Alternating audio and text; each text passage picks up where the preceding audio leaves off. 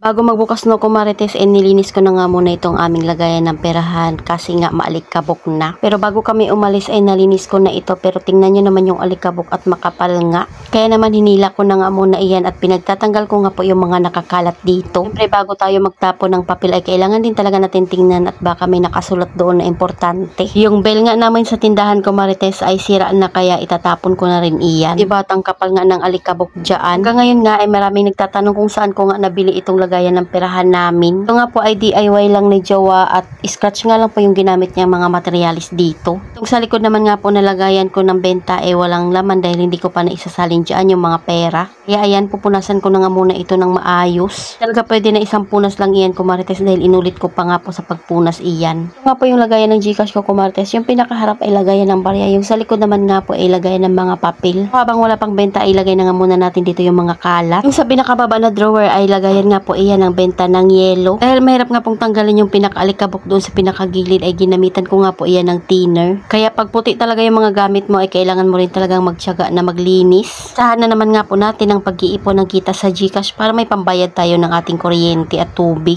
Itong lagayan ko nga po ng benta ko marites sa tindahan ay tinanggal ko na nga po yung barya para malinisan ko na nga rin po ito. Isang box ay lagayan ng tig-pipiso tapos yung isa naman nga po 20 coins, 5 pesos at 10 pesos na coins. Yung mga pa-box-box ayan nga po yung lagayan ng mga papel kagaya nga po ng 20, 50, 100 at yung mga malalaking bills. Yung isang pa-box naman nga po na nakalagay sa likod ay ito nga po yung lagayan ng benta pag medyo marami na nga pong naipon. Itong pinakailalim naman kumarites, dito nga po nakapwesto yung aking lagayan ng sigarilyo. At dahil parang hindi nga madala sa punas-punas, kaya yun nga po ay hinugasan ko na. Sarado pa rin yung tindahan dyan kumarites at hindi pa nga po kami nagbubukas. Pero gusto kong magbukas ng tindahan yung puno na at maganda na nga rin pong tingnan. Dahil nga ay pinipilit kong maayos kaso meron nga pong parts na nawala kaya kailangan ng itapon, basura na nga lang din iyon. Mga nakalagay sa ibabaw para mawala yung kalat, inilagay ko na nga muna dyan sa ilalim pero tatanggalin ko rin iyan. Kung ngayong mahilig magtapon kumarites ng mga gamit na alam po nga pong hindi na talaga magagamit. Kaya ayan, pinaghiwalay ko na nga po yung tig-pipiso pati na nga rin po yung tig-5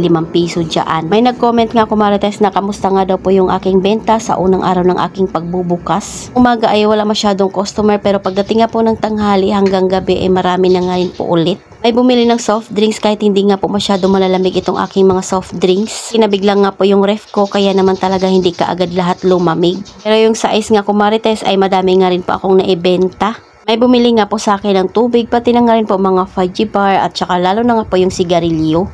Sunod, ang ipakita naman nga po natin ay bintahan serye dito sa ating munting tindahan. Ito at namili na nga rin po kami ni Joe dyan at tingnan nyo naman at medyo marami nga po itong ating kukuhain. Hindi ko na nga lahat talaga na videohan dahil madami nga pong customer niyan. Sabi ko nga kay Joe siya na kumuha, ako naman nga po yung magvi-video sa kanya. Pakita nga rin po sa atin dyan na followers, ang sabi niya nga po kung hindi daw ba ako gumagawa ng content. Magawa naman ako kumarites pero talaga naman yung sarili lang namin yung kinukuhaan namin. Siyempre respeto sa ibang mga namimili. Kung nakakapagod itong aming gagawin dahil kailangan ko nga po maglagay ulit ng mga presyo dyan dahil malamang nalimutan na nung dalawa. Alam nyo kumarites sa pagtitindahan ay hindi nga pwede na laging nagmamadali. So mo agad ay kumita ng mga malalaking halaga. Kaya mag-umpisa na muna tayo sa maliit na halaga at matutong makontento kung magkano nga po yung benta natin. Kaya kailangan din natin mag-isip kung ano pa nga yung pwede nating pagkakakitaan maliban sa tindahan. Dahil sa panahon ngayon marami nga pong competition pagdating sa tindahan dahil tabi-tabi na nga lang din talaga yung mga tindahan kahit saan. Hindi rin talaga pwede na iasa mo lahat sa tindahan ng iyong kita.